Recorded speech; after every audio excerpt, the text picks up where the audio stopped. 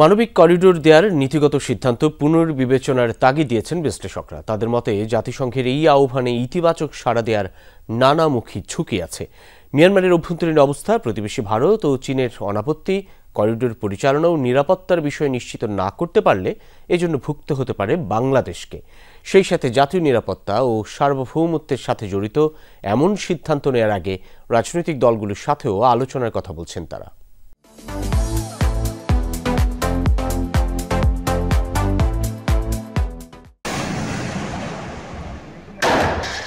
Rakhine Bangladesh লাগোয়া মিয়ানমারের এই প্রদেশ কৌশলগত কারণে চীন, ভারত সহ এ অঞ্চলের সব দেশের জন্যই গুরুত্বপূর্ণ।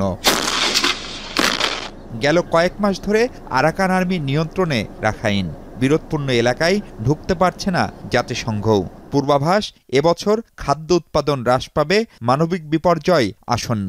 সেখানে খাদ্য সহায়তা পৌঁছাতে বাংলাদেশের ভূমি ব্যবহারের প্রস্তাব ছিল জাতিসংঘের।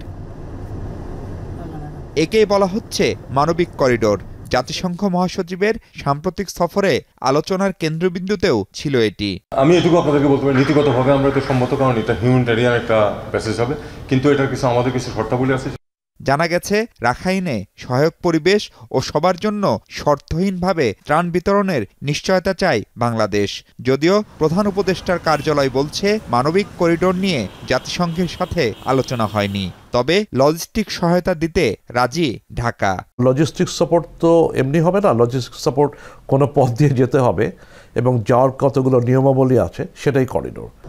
সরকারের ভাবনা যাই হোক, কৌশলগত নানা কারণে স্পর্শকাতর এমন সিদ্ধান্ত সরকারকে বুঝে শুনে নেয়ার পরামর্শ দিচ্ছেন বিশ্লেষকরা। বলছেন বিশ্ব ক্ষমতার অনেক বড় খেলোয়াড়দের স্বার্থ জড়িত রাখাইনের সাথে।